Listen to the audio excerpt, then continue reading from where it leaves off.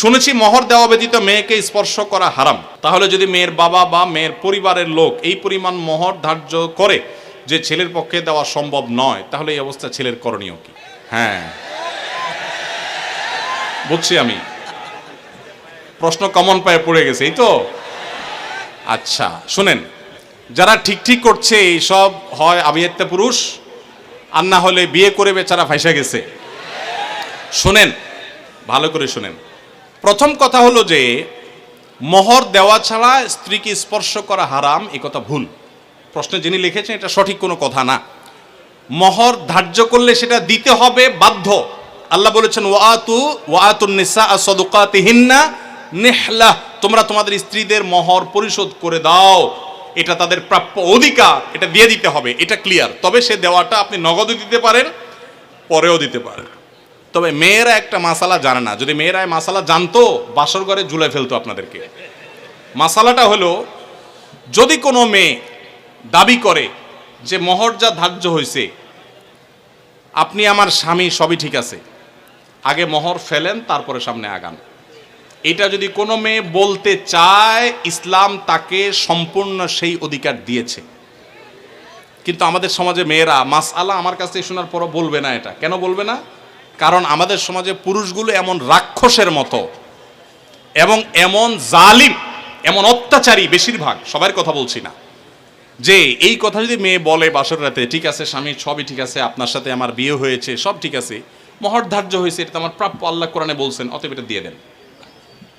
ছেলে বাসর তুইয়া পালায় দৌড় দিবে, বলবে এই মেয়ে বাসর রাতে এখনই অবস্থা করতেছে, আল্লাহ জানে আমার কোথায় ঝুলায়। ঠিক না বেঠিক? অথচ এটা ঠিক না। সব কথাই তো ঠিক ঠিক বলেন। এই ওয়াজ মাহফিলের একটা সমস্যা হলো, ঠিক হলেও ঠিক, ঠিক না বেঠিক? এটাও ঠিক। আচ্ছা যাক, শুনেন, নবী করিম সাল্লাল্লাহু আলাইহি সাল্লামের মেয়ে, ভালো করে শুনে রাখেন, নবী করিম সাল্লাল্লাহু আলাইহি সাল্লামের কন্যা ফাতেমা রাদিয়াল্লাহু তাআলা আনহা, তার বিয়ে হয়েছে কার সাথে? আল্লাহু আকবার, আলী রাদিয়াল্লাহু তাআলার মতো ইসলামের খলিফার সাথে তার বিয়ে।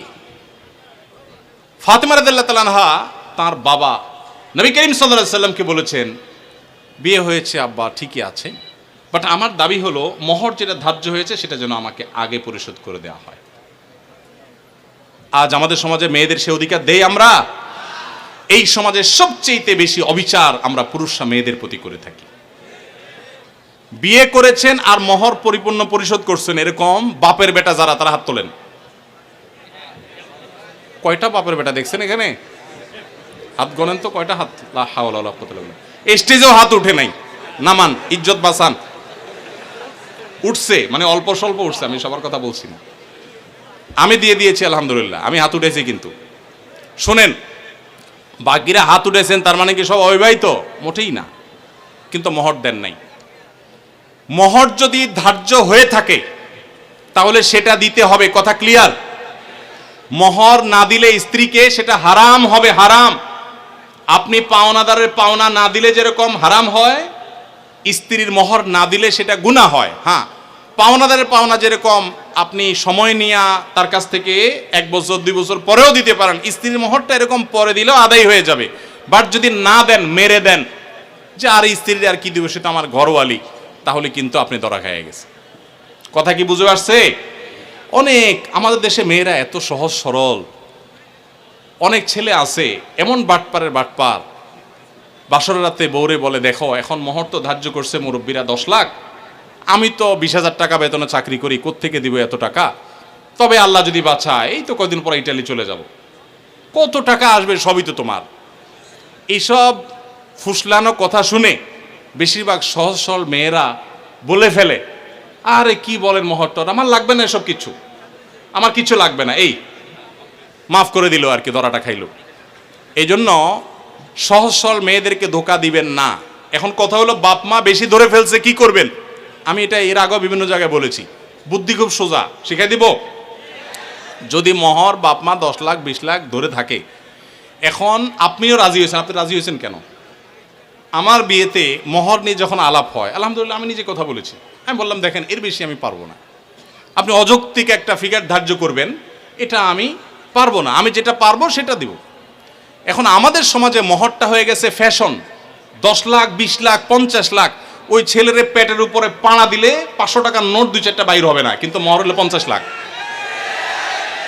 আর মেয়ের বাপরা, অনেক মেয়ের বাপরা বিয়ের মহরানা বিশাল বড় একটা ধরার ভিতরে বিরাট বড় বাকাওয়াতি মনে করে। অনেক মেয়ের বাপরা এরকম করে। হাদিস শুনেন মেয়ের বাবারা, নবী সাল্লাল্লাহু আলাইহি ওয়াসাল্লাম বলেছেন, ইন্না আযমান নিকাহি বারাকাতান আইসারুহা মাউনা, সবচেয়েতে সেই বিয়েটা বরকতময় হয় যেই বিয়েতে মহর সবচেয়ে কম হয়। ভালো করে শুনেন মেয়ের বাবারা, যেই বিয়েতে মহরের পরিমাণ কম ধরা হয় সেই বিয়ে বেশি বরকতময় হয়। আমি এর আগেও বিভিন্ন মাহফিলে চাক্ষুষ হাজির করেছি। যারা মুরব্বী আছেন এখানে, খবর নিয়ে দেখেন 10 টাকা, 15 টাকা, 20 টাকা মহর ধার্য করা হয়েছে। আপনি বলবেন সে আমলের 15 টাকা, বুঝলাম সে আমলে 15 টাকা, এখনকার 15,000 টাকা বা 1.5 লাখ টাকা, এর বেশি তো না। তখনকার 15,000 এখন 15 কোটি সমান তো আর না। কিন্তু তখনকার ওই 15 টাকার বিয়ে যতটুকু টিকছে, এখন 50 লাখ টাকার বিয়ে অতটুকু টিকে না। অনেক বাপমা মনে করে এটা বোধহয় বিয়ে টিকানোর একটা উসিলা, এই জন্য যত বেশি ধরবো বিয়ে তত টাইট হবে। না, এগুলো সঠিক কথা না। এটা প্রথম কথা। দ্বিতীয় কথা হলো 15 লাখ, 20 লাখ, 10 লাখ, 50 লাখ বাকাওয়াতি করে জাহির করলেন, আপনার মেয়ে 1 টাকাও পাইল না। মানে কি? যতটুকু ধার্য করা হবে ততটুকু দিতে হবে।